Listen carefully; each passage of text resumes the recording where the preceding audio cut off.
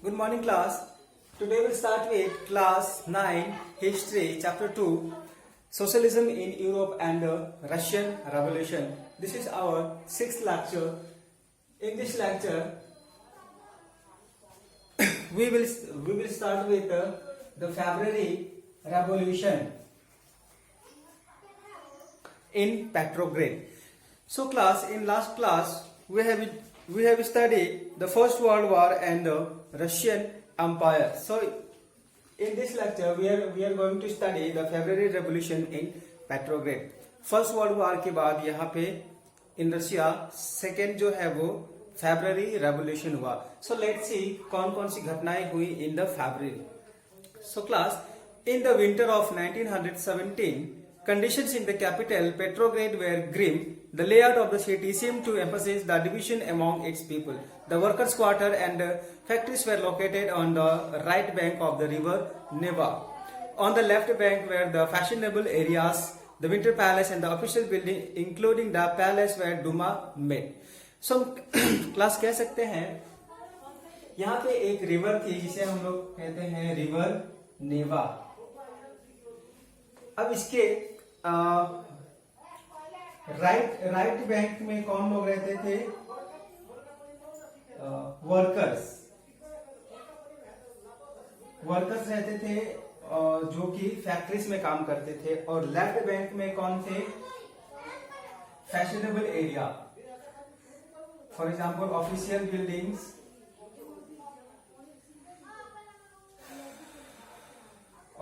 Buildings, winter palace, ये सारी चीजें थी. सो बेसिकली क्लास हम कह सकते हैं कि 1917 में जो यहाँ पे सेटलमेंट्स थे इन सेंट पीटर्सबर्ग और पेट्रोग्रेड, यहाँ पे जो सोसाइटी थी वो दो पार्ट्स में डिवाइड हो गई थी रिवर नेवा के बैंक्स पे. सो राइट साइड में थे वर्कर्स जो कि फैक्ट्री वर्कर्स थे और जो भी उनके फैक्ट्री वर्कर्स थे, और लेफ्ट बैंक में ऑफिशियल बिल्डिंग्स थे, विंटर पैलेस था और साफ सुथरे फैशनेबल एरियाज थे.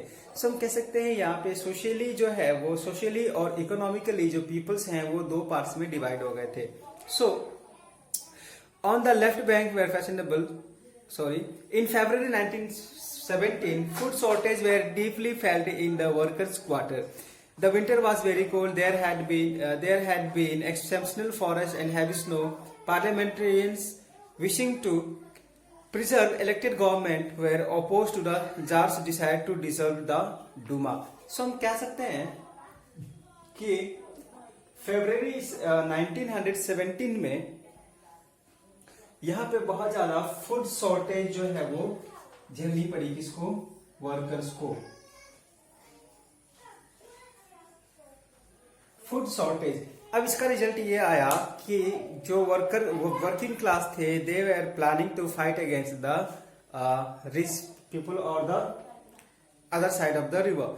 सो यहाँ पे हम कह सकते हैं जो पार्लियामेंट्रियंस थे वहां पे उनका मानना था कि जो इलेक्टेड गवर्नमेंट है उसको हमें क्या करना है? प्रिजर्व करके रखना है. बट जार निकोलस जो है वो नहीं चाहता था कि वो इलेक्टिव गवर्नमेंट वहां पे बने, और उन्होंने सोचा कि उन्होंने जो है वो डूमा को डिसॉल्व करने का मांग रखी. So on 22 February lockout took place at factories on the right banks. अब हम कह सकते हैं जो राइट बैंक था यहाँ पे जो भी फैक्ट्रीज थे वो लॉकडाउन की स्थिति में आ गए. The next day workers in 50 factories called a strike in sympathy. So क्या हुआ, जैसे ही डूमा को उन्होंने डिसॉल्व करने से मना कर दिया, डिसॉल्व करने के पक्ष में थे, तो यहाँ पे क्या हुआ, जो भी राइट साइड में जो फैक्ट्रीज थे फैक्ट्री ओनर्स ने वर्कर्स को मना कर दिया उनके फैक्ट्रीज में वर्क करने के लिए. अब जैसे ही वर्कर्स को मना किया गया तो यहाँ पे जो 50 फैक्ट्रीज थे उसमें के जितने भी वर्कर्स थे उन्होंने एक स्ट्राइक कर दी in sympathy of those workers who have not allowed to work in their factory. उसके बिहाफ में इन्होंने स्ट्राइक कर दी और इस स्ट्राइक में वुमेन्स ने लीड किया. ये जो स्ट्राइक शुरू हुई, वर्कर्स स्ट्राइक, इसमें जो वुमेन्स हैं उन्होंने लीड किया इसको, और इसी के बिहाफ में उन्होंने इनको क्या नाम दिया, international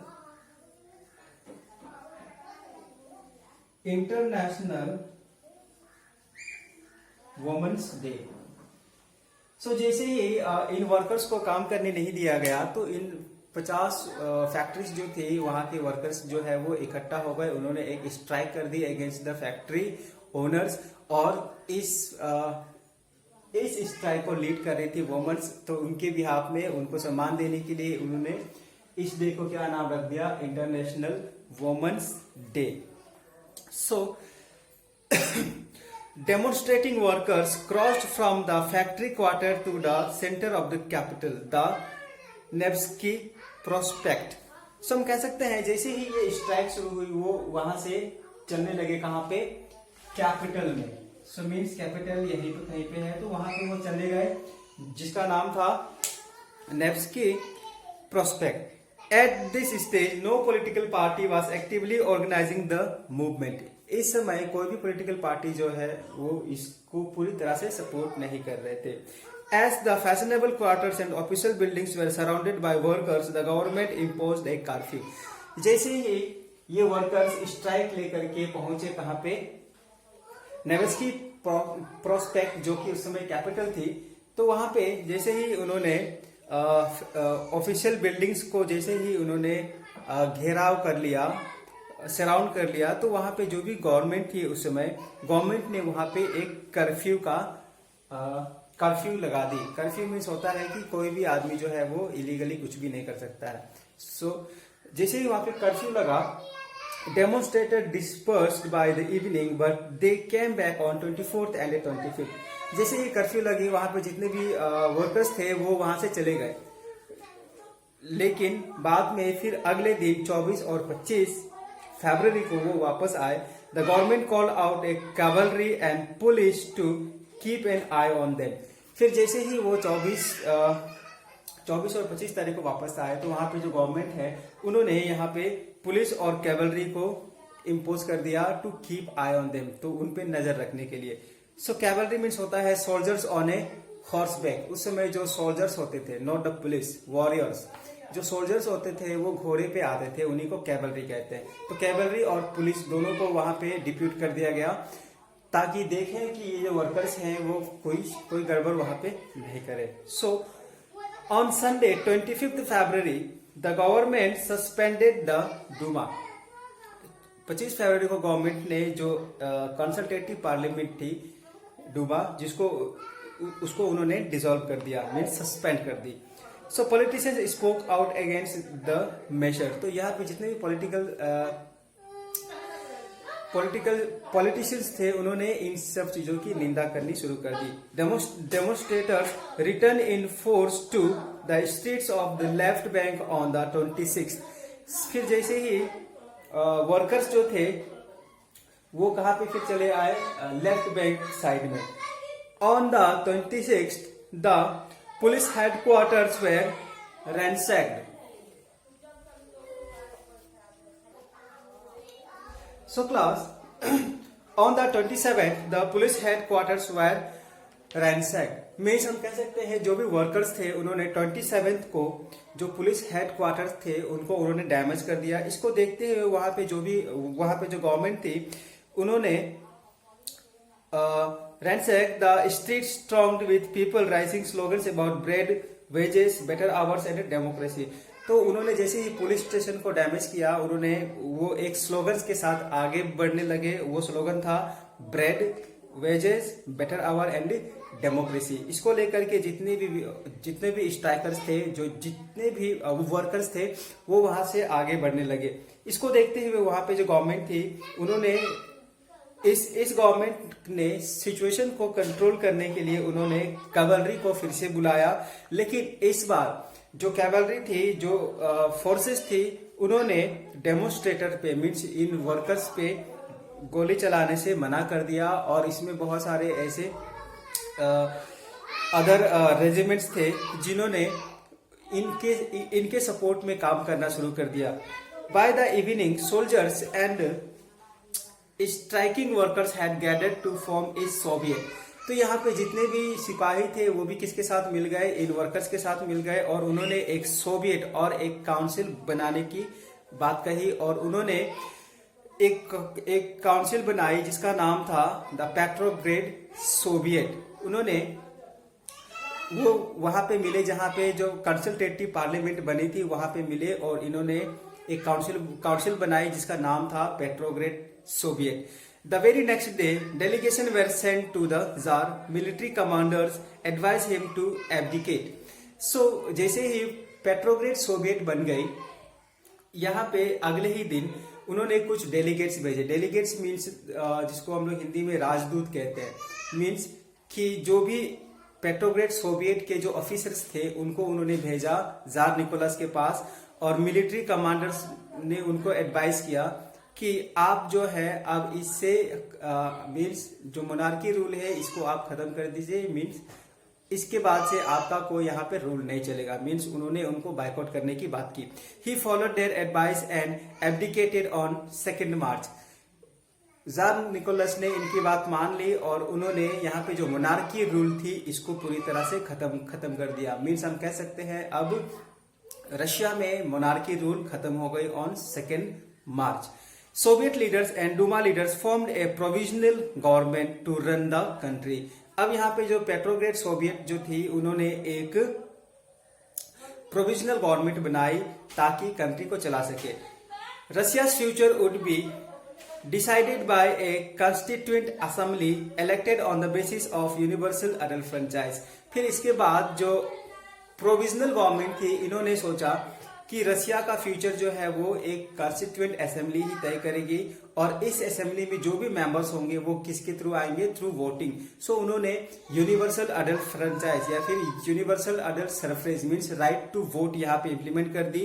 पेट्रोग्रेड had led the February revolution that brought down the monarchy in February 1970। जैसे ही यहाँ पे कॉन्स्टिट्यूएंट असेंबली बन गई तो यहाँ पे जो मोनार्की रूल थी इन रशिया वो पूरी तरह से खत्म हो गई in the year 1917। So class, our next topic is after February.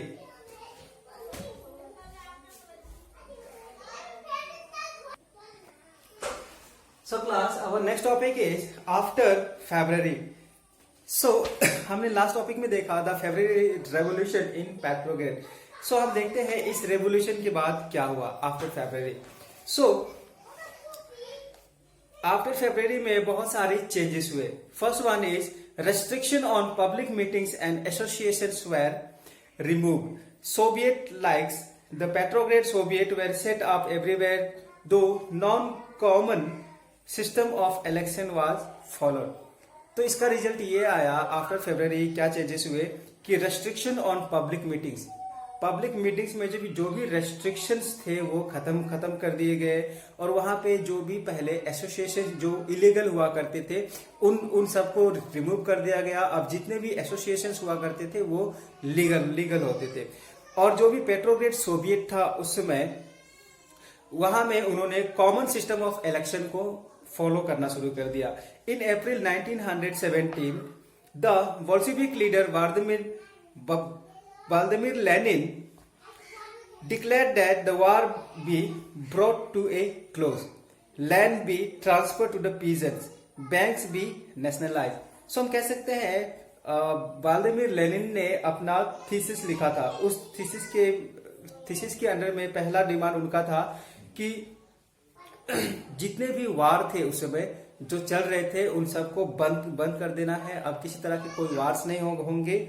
दूसरा उनका डिमांड था land be transform to the peasants, and third was जो बैंक्स थे उनको नेशनलाइज करना था।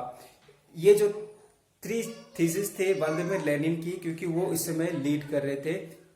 अब हम देखते हैं he also argued that Bolshevik party rename itself the Communist Party to indicate its new radical aims.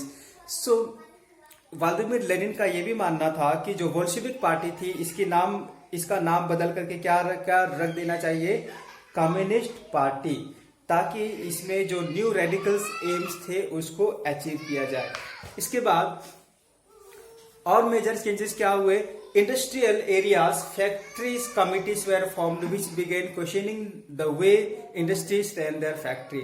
अब यहाँ पे इंडस्ट्रियल एरियाज में जो फैक्ट्री कमिटीज बनने लगी जो कि ये तय कर सके, ये सवाल पूछ सके कि जो वर्किंग कंडीशन है फैक्ट्री का वो कैसा है और कैसा होना चाहिए। Means they were trying to question the factory owners the working of the factory. इसके बाद trade unions grew in numbers, soldiers committees were formed in the army. Trade unions यहाँ पे बनने लगे। इसके बाद बहुत सारे सोल्जर्स कम्युनिटीज जो है वो भी फॉर्म होने लगे।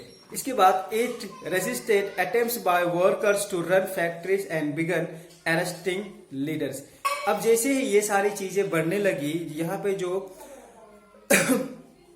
500 सोवियट्स जो थे, in June about 500 soviets send representative to all Russian congress of soviet as the provisional government saw it power reduce, Bolshevik influence grow, it decided to take stern measures against the spreading discontent. So अब जैसे ही Soviet government जो है वो बढ़ने लगी, all Russian Congress Soviet जो था, जैसे ही वो पॉपुलर होने लगा, जो प्रोविंशियल गवर्नमेंट थी इसको डर हो गई कि उसकी जो सत्ता है या फिर उसकी जो पावर्स है वो खत्म होने लगेंगे। तो इनको रोकने के लिए उन्होंने क्या किया, it resisted attempts by workers to run factories and began arresting leaders. So provisional government के जो भी लीडर्स थे उन्होंने वर्कर्स को परेशान करना शुरू कर दिया और उनके जो लीडर्स थे उनको वो अरेस्ट करना शुरू कर दिए। इसको देखते हुए popular demonstration stage by the Bolshevik in July 1917 were sternly repressed, many Bolshevik leaders had to go into hiding और फ्ली।